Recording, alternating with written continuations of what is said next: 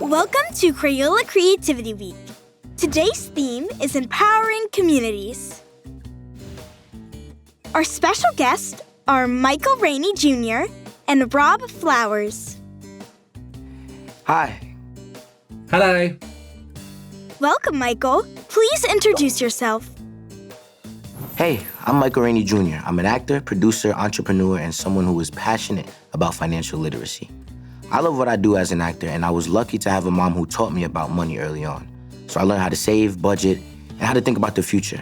Now, I want to help empower communities and families with those same lessons so they can build something lasting for themselves. Rob, please introduce yourself and share how you became an illustrator. Hello, I'm Rob Flowers. I've loved creating art since I was young. When I illustrate books, I focus on bold colours and humorous characters. In A Quick History of Money, I designed playful characters to make this serious topic relevant to young readers. Understanding money is important, even when characters make us laugh out loud. Michael, please read a few sections of the book, A Quick History of Money, aloud. A quick history of money. Money and you. Now, you might only obtain a measly allowance or earn a small amount from odd jobs, but that's no excuse for not managing your money. Looking after your cash is pretty easy. All you need to do is keep track of 4 figures. Income is the money that flows into you and your piggy bank. Yay. Wealth is assets you own, such as money in a savings account that pay interest. Expenditures is simply money you spend. Boo. Now, debt is what you owe to other people. That's a double boo. Tracking what you spend is hard, but it's well worth it. Write down every time you splash cash and review each month. You might be surprised at where your money goes. Income higher than your expenditures? Result. You could tuck some away as savings. Your parents can help you open a savings account which pays you extra money as interest. Interested? Now, savings can be hard, especially when you have little income. Yet there's so much that you like to buy. There are plenty of ways to help you put a little aside each month.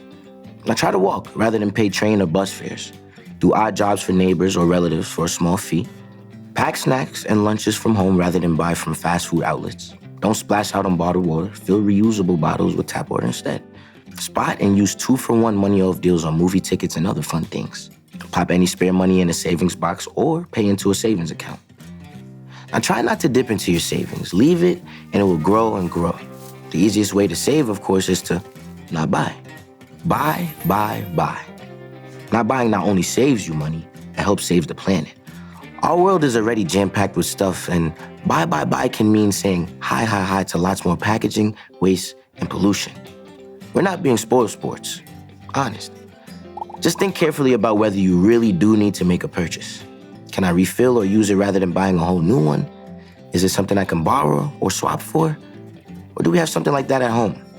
Can I repair or upgrade what I have? Or can I just do without it? Some of these questions can lead to fun, money-saving solutions, from upgrading your old bike to going back to barter and organizing a swap shop with friends. Next time you're online or out shopping and something catches your eye, stop. Ask yourself, do I really need the item? I mean, really need it. Give yourself at least a week to think about it. By that time, you'll know if it's still a must-have or just a passing fancy. 2, if you intend on buying something, do your detective work. Search online and in different stores to compare prices. Don't forget shipping and handling. They can vary greatly. Now, number 3, look out for sales, special offer vouchers, and discount codes. Sometimes more than one discount can be stacked together, meaning bigger savings. But don't get lured into buying something for the sake of its slash sale price. It's not a bargain if you don't really want or need it. 4, is this something that can be bought cheaper secondhand, either online or at a local charity shop or thrift store? Now, if you follow these guidelines, you should find yourself avoiding a lot of unnecessary expenditure that you might otherwise regret. Money mishaps. A game console and a game together cost $220. If the game costs $200 less than the console, what's its price? Loads of people answer $20, but they're wrong. If the total is $220 and the game costs $200 less than the console, then the game is $10 and the console is $210. It just shows how quickly one can get into a money muddle. Now, if you don't pay attention to money matters, they could prove expensive. Ask the people who forget to check the card reader total as they pay a bill, or the person who forgets the point separating dollars and cents on a check. Now, on a far bigger scale, a London trader in 2012 got his cutting and pasting wrong when entering futures on a computer. These seemingly small errors cost his company JP Morgan a cool $6.2 billion. In 2013, James Howells from Wales threw away his old computer hard disk drive. Not a biggie, you'd think.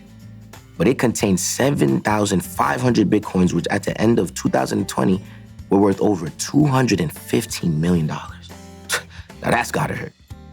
Now these are not the only money mistakes made, of course. People's greed or gullibility have led them to fall for some crazy scams and hoaxes. In 1995, Emmanuel Nude managed to sell an airport in Nigeria that he didn't own to a Brazilian bank, pocketing a commission of $10 million US. 70 years earlier, con artist Victor Lustig sold Paris's pride and joy, the Eiffel Tower, to scrap metal dealers, not once, but twice. Now, you may not be offered the Eiffel Tower or a Nigerian airport, but beware any deals that sound too good to be true. All right, do plenty of research before you open your wallet and wave your money goodbye. Michael, what money smarts are important for kids? Well, I like how this book breaks down financial words in a way that's easy to understand, like income, expenses, debt, and savings. Learning what those words mean helps you plan a budget, spend wisely, and start saving early. Now, being money smart starts with knowing the difference between a want and a need. It's okay to want nice things, but ask yourself, do I really need this right now? Or would I rather save for something that's more important later? That kind of thinking builds smart habits that last. Please tell us about some money mishaps that kids should watch out for and how to avoid them. Well, mistakes happen all the time. And we need to learn from mistakes so there are small errors that help us avoid the really, really big money mishaps. Whether it's counting change incorrectly, entering the wrong numbers on a digital screen, or believing that a too good to be real deal is really gonna happen. Here are 3 important ways to avoid money mishaps. Number 1, check the numbers. When it comes to money, math really matters. Pay attention to where the decimal point that separates the dollars and cents is located. Put numbers in the correct column when adding and subtracting the amount you'll pay or be paid. And when you're food shopping, pay attention to whether the price is per item or per pound or kilo. Number 2, compare prices. Have you ever noticed how items in 2 stores may look similar and even be made by the same company, but one costs more than the other? Was one of the stores featuring it on sale? Are the packages the same size, or does one have more in it as a value pack? Comparing prices can be a fun math game, especially when you are a savvy shopper detective who looks beyond the price tag. Use your detective skills to figure out the best value. For example, how much does a favorite food cost per serving, or which package of socks will keep your feet warm for the most days? Number 3, plan for the future. While people tend to focus on today, it is important to plan for the future. It's never too early to think about what career you enjoy and start saving money for college or the training required. Tomorrow will be here sooner than you think. Money you earn today from walking dogs, helping out in the neighborhood, or at home is money that can fuel your future. Rob, you recommended that everyone develop their own signature style. Please explain what that means. Each of us have personal interests and our own way of drawing that has become our unique signature style. For example, I love to use bright colours, and my character's hands usually have 3 fingers. Having a signature style is something that art making and financial savvy have in common. Artists often sign their paintings. The authenticity of valuable pieces of art is often determined by analysing artist's signature to make sure it isn't a forgery or a fake. Financial records often require signatures for the same reason, to show that the right person approved the money transaction. Rob, please sketch an image that explains a money smart word. In the book A Quick History of Money, I use pig characters to explain important money smarts words like income, wealth, expenditures, debt, and savings. Whilst it takes a lot of time to collect coins in a piggy bank, just one expenditure can break the bank. So I used a hammer that is ready to smash the bank to show that idea. So I'm just roughing him out at the moment, putting his little eyes in now. So this is going to be the hammer that's going to be chasing our piggy bank, and I'm using a colouring pencil to just rough this line out at the moment. So what I tend to do when I'm drawing as well is that I'll shift the page around depending on what I'm drawing. So if I'm doing his little legs here, I might move it around. So that's our hammer that we've got so far. And then I'll have a little go at drawing our little scared pig that's running away so he doesn't get smashed. So I need to make sure that he looks like he's sprinting away because he doesn't want to get hit with the hammer. So his feet are in there. And there we go. Other hand now as well. So again, like I mentioned earlier, all my characters usually have 3 fingers. So we'll make sure he's got his little scared ears in there that they prick up like a dog's ears when they're alerted by something. And he needs to be looking back at the hammer that he's running away from. And there you go. That's our little drawing roughed out. So once you're happy with your outlines, now it's time to start colouring it in. I'm going to be using some crayons to do this. I've got a whole selection here, some of the bold and bright ones, as well as the classic ones. So I'll be switching between these. Obviously pick your colours. What I like to do as well is I'm leaning on a little sheet here that I'm just doing a little tester on to see what that colour is going to come out like. These are all my selection of colours. So let's start with our piggy bank character, and we're just going to start filling him in with colour. Think about what you're doing as well in this. We want to keep his eyes white and maybe his teeth. So we'll have to avoid those parts, and we'll go all the way around him, filling in. So this will take a little bit of time, but always fun when you start seeing colour on your characters. And then I like to get a nice even colour by doing a little sort of almost like spiral pattern when you're doing these big areas, and you get a nice textural element that goes in there as well. Nearly there. I'm filling them in. We can always go back and add in a little more details if we feel like we want to fill out the colour a little bit more.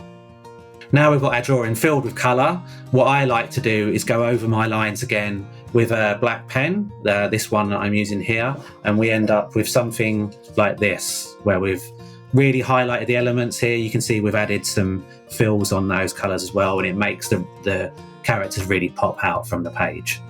Rob, for the next art demo, please show us a way to avoid money mishaps. In the book, we talk about being a savvy shopper detective. So in this drawing, I'm going to draw a detective looking for smart price deals. All good detectives have a big Mac that they were wearing when they're detecting crimes, or in this case, bargains. So we're going to start by drawing that. He's got his collar up. He is saying, aha, I've found a smart price deal. So that's him putting his finger up. Again, I always have 3 fingers on my characters. And then, because he's a detective, he needs a hat. So we'll give him a big trilby, like you'd see on a detective. He is going to have a nice big smile, as he's so happy that he's found a deal.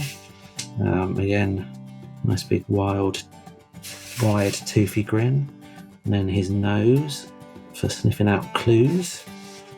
Then finally we'll put his eye in. He's going to be looking down at these prices that he's discovered, so we need to make sure that works.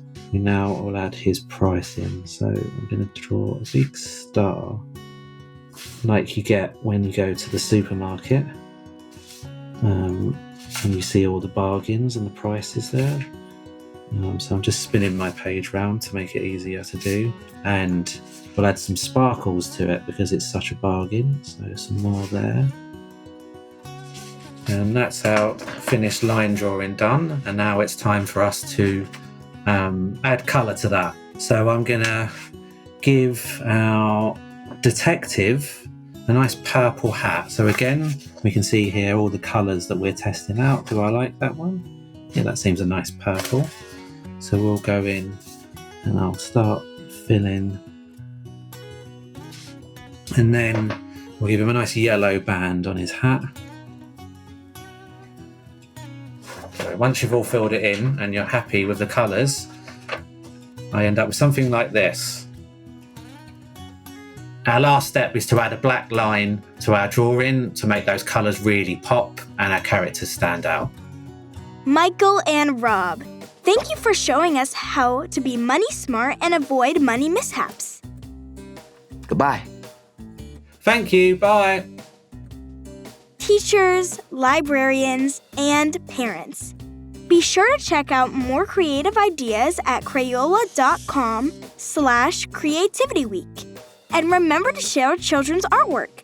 Post a photo on social media using #CrayolaCreativityWeek for a chance to win today's amazing giveaway.